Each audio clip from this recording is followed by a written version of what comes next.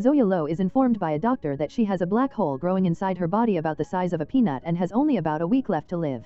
She is advised to go home and try to keep her mind off of it. Her mother is with her trying to be supportive while Zoya expresses reluctance to face her publishers the next day. The narrative shifts to Zoya meeting Paula Campos at a retirement home Carville where Zoya is also staying. Zoya confides in Paula that she has lived this particular week many times before. She explains that she takes a pill which sends her back 1 week in time, reliving the same events repeatedly, from waking up in the hospital to visiting her publishers, dealing with lawyers, going to the beach, her mother's presence, and even her own surprise birthday party. Paula, initially skeptical, becomes intrigued. Zoya reveals that she was a brilliant student at Princeton and IGE, admitting that her high test scores were due to her ability to restart time whenever she made a mistake.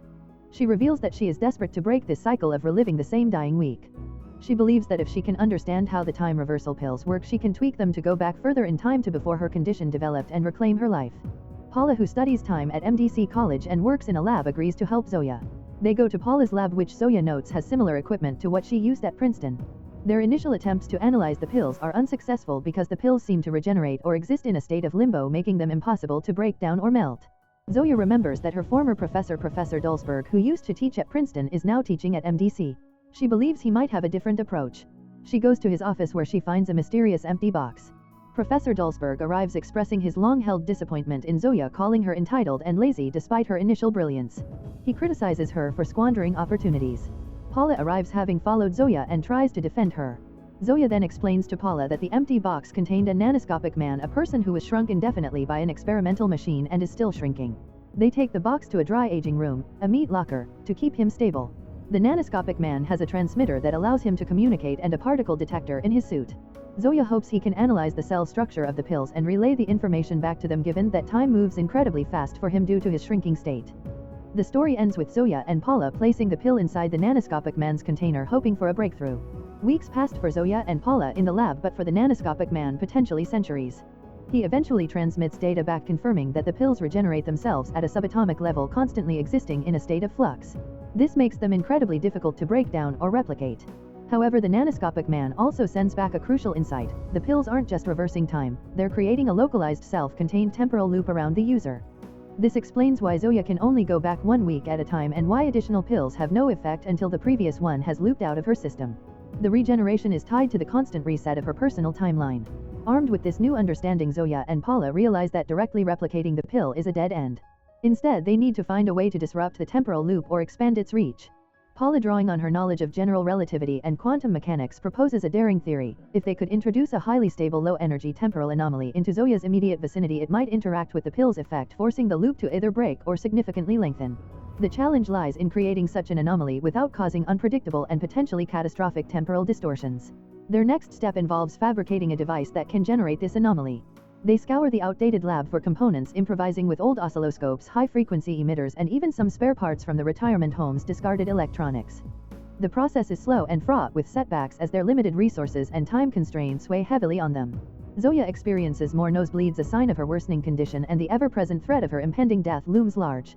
Despite the pressure, Paula remains steadfast, driven by a growing determination to save Zoya and validate her own theories about time. They finally construct a crude but promising prototype. It's a bulky metallic contraption with a series of pulsing lights and whirring gears. Their plan is to activate it while Zoya takes her next pill, hoping the combined effect will be the breakthrough they desperately need. The risk is immense. They could inadvertently accelerate Zoya's condition, or even worse, create a paradox that could erase them from existence. But for Zoya, with only days left, it's a risk she's willing to take for the chance to escape her endless dying week. The nanoscopic man's analysis of the pills reveals they are constantly regenerating and creating a localized temporal loop around the user. This means Zoya is truly trapped in a repeating week. Faced with this insurmountable obstacle, a disheartened Zoya expresses her fears to Paula, admitting that she might not be destined to leave a mark despite finding the unique pills in a golf course years ago.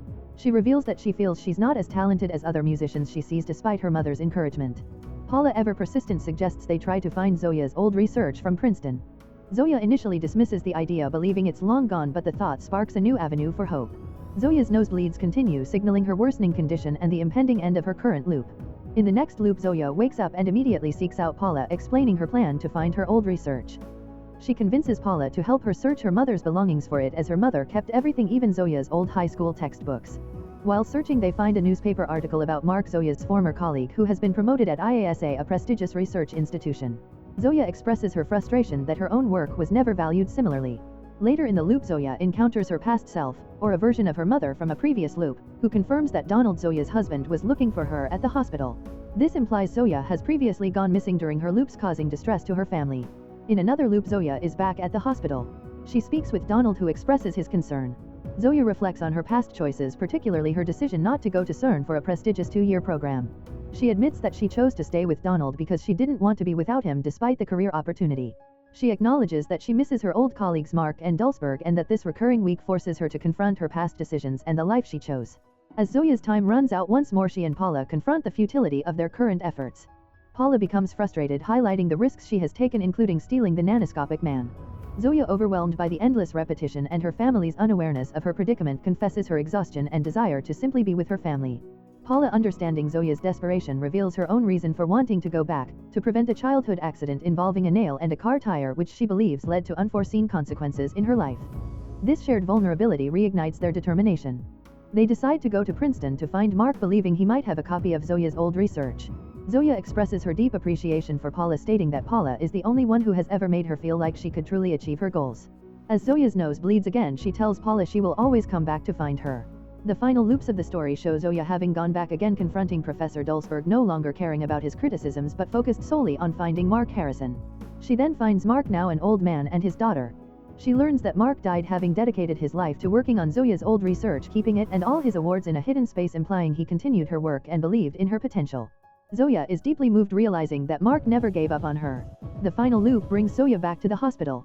Her husband Donald and daughter Jane are overjoyed to see her, believing she simply passed out. They try to cheer her up, putting on music. Zoya reflects on her life with Donald and Jane, cherishing the moments they shared, including a memorable day at the beach.